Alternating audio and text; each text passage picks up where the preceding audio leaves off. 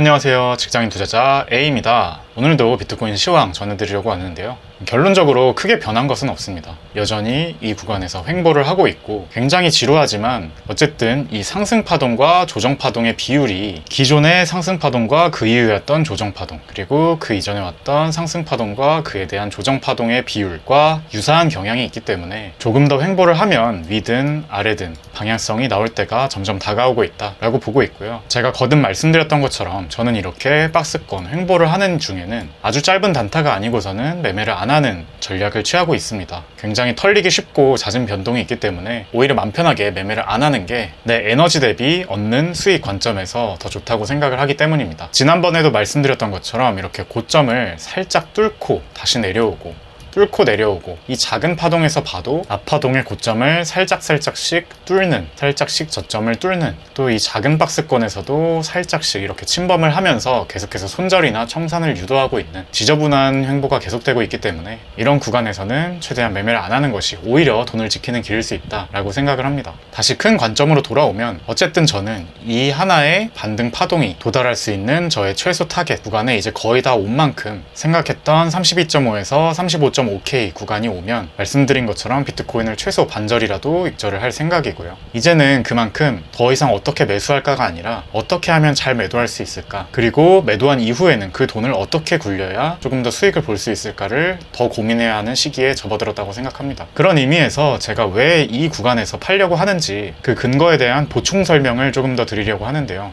기본적으로 제가 이 구간을 최소 타겟으로 잡았던 이유는 과거 사례들을 봤을 때 보통 하나의 큰 하락 파동이 끝나고 이 장기 저항선을 뚫은 다음에는 그 반등의 높이가 이미 저점을 형성하고 저점을 깨지 않은 상태로 추가 상승을 하든 또는 다시 한번 하락장이 와서 이 저점을 뚫고 내려가든지 간에 그 전에 전체 하락분의 0.5 되돌림, 즉 절반 구간까지는 최소한 왔기 때문에 이번에도 그럴 것이다 라는 게 저의 가장 중요한 근거였습니다. 그런데 제가 최소 타겟을 0.5에서 여기 0.441이라는 피보나치 구간까지 잡아둔 이유가 있는데요. 왜 하필 깔끔하게 0.5가 아니라 0.441이냐?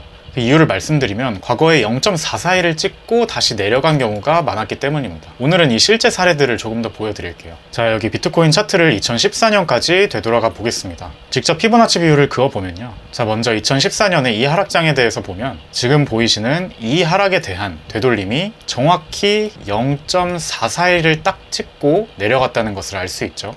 그리고 그 다음 하락장인 이 구간을 그어봐도 하락에 대해 0.441을 딱 찍고 다시 저점을 갱신하러 하락하러 내려갔음을 볼 수 있습니다. 자, 그리고 이 전체 하락장에 대해서도 보면 전체 하락분에 대한 정확히 0.441 구간까지 되돌림을 주고 다시 저항받고 내려갔음을 알 수 있습니다. 이번에 2019년으로 와보겠습니다. 2019년에도 여기까지의 하락에 대해서 정확히 0.441까지 찍고 다시 저점을 깨러 내려갔음을 볼 수 있죠. 그 다음 저점까지 고점에서부터 이어봐도 이 하락분에 대해서 이때는 정확히 0.441보다 조금 더 올라간 0.382까지 갔지만 어쨌든 0.441을 찍고 다시 내려갔던 것을 알 수 있습니다. 좀 더 짧게 봤을 때도 2020년 여름에서 가을쯤을 보면 이 하락 파동에 대해서 정확히 0.441까지 간 뒤에 저항을 맞았음을 알 수 있죠. 이렇게 신기할이 많지 반등을 했을 때 0.441 정도까지 가고 저항을 맞고 내려오는 경우가 굉장히 많았기 때문에 0.5를 최소 타겟으로 보고 실제로는 그보다 조금 더 올라서 0.441까지도 충분히 오를 수 있겠다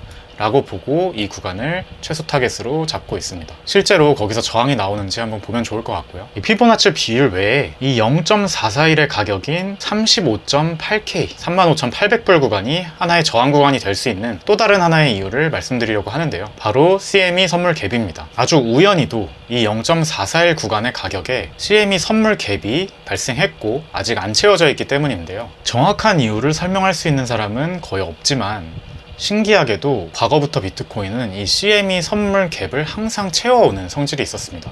과거 차트를 보면요, 이렇게 선물에서 갭이 생기면 꼭 그 다음에 내려가서 갭을 채웠고, 여기도 갭이 이렇게 생기면 그 다음엔 올라와서 갭을 채워주는, 이 가격대까지 올라왔다는 뜻입니다. 이렇게 갭을 채워주는 모습을 보였고, 여기서도 마찬가지로 갭이 생겼죠. 그랬을 때 비트코인 가격이 그대로 올라가는 게 아니라 언젠가는 내려와서 딱 이 갭이 발생한 구간을 찍고 정확히 거기서 다시 반등하는 모습을 보여주기도 했습니다. 작년 재작년도 보면 여기서 갭이 생겼는데 내려갔다가 반등해서 정확히 이 갭 구간만 찍고 다시 내려갔죠. 그냥 내려가지 않았다는 겁니다. 그리고 여기서도 갭이 생겼는데 몇 개월 뒤에 다시 내려와서 이 구간을 채우고 다시 반등했죠. 그럼 지금 상황에서 안 채워진 갭이 어디에 있느냐 봤을 때 이렇게 여기 35,000불 정도 부근에 하나가 있고 여기 밑에 27,700불 구간에 하나의 갭이 있습니다. 여태까지 통했던 언젠가는 CME 선물 갭을 채울 것이다 라는 가설이 이번에도 똑같이 발생을 한다면 이 가격대도 언젠간 한번 찍을 거고 이 가격대도 찍을 확률이 있겠죠. 그렇다면 어딜 먼저 찍을까 라고 생각을 해봤을 때는 아무래도 제가 기존에 갖고 있던 가설들, 즉 이번 반등장은 최소 이 이상은 올 것이다 라는 점도 있고, 또 하나의 근거인 지금 고금리 상태가 일정하게 유지되는 장이 지금으로서는 내년 연초까지 이어질 것으로 전망이 되니 그 사이에는 조금 더 상승세가 있을 수 있겠다 라고 생각해서 가격이 이 아래를 찍는 것보다는 먼저 위를 찍을 확률이 조금 더 높지 않을까 라고 생각을 하고 있습니다. 공교롭게도 여기가 0.441 구간이네요. 물론 CME 선물 갭은 이 이유를 명확히 설명하기가 굉장히 어려운 것으로 알고 있습니다. 단순히 생각하면 비트코인의 변동성이 너무 심하기 때문에 비트코인은 가격을 일반적으로 쭉 올리는 게 아니라 그 사이에 워낙 등락을 위아래로 많이 주기 때문에 자연스럽게 채워지는 거다라고 말을 할 수도 있지만, 그러기에는 이 선물 갭만 딱 채우고 올라가는 이런 모양새도 많이 보여줬기 때문에 단순히 비트코인의 변동성이 커서다 라고 말하기도 조금 애매한 부분이 있죠. 정확한 인과관계는 설명하기 어렵지만 어쨌든 상관관계는 있기 때문에 참고 정도로 하면 좋을 것 같고요. 그래서 저도 이 점을 저의 메인 근거가 아니라 하나의 참고 수단 정도로 생각을 하고 있다는 점도 함께 생각해 주시면 감사하겠습니다. 어찌됐든 제가 애초에 생각했던 매수 근거들이 아직까지는 깨진 게 하나도 없기 때문에 저는 홀딩 포지션을 유지하고 있고요. 약 6개월에서 1년 텀으로 보면 지금 장단기 금리 차 역전도 심하고 미국을 제외한 다른 나라의 경기들은 그다지 좋은 상황은 아니기 때문에 조심해야 되는 것은 맞지만 일단 단기적으로는 여전히 홀딩 포지션을 유지하고 있다는 점 참고해 주시면 좋겠습니다. 그럼 오늘 영상은 여기까지고요. 끝까지 시청해 주셔서 감사합니다. 저는 다음 영상에서 더 좋은 내용으로 찾아뵙겠습니다. 직장인 투자자 A였습니다.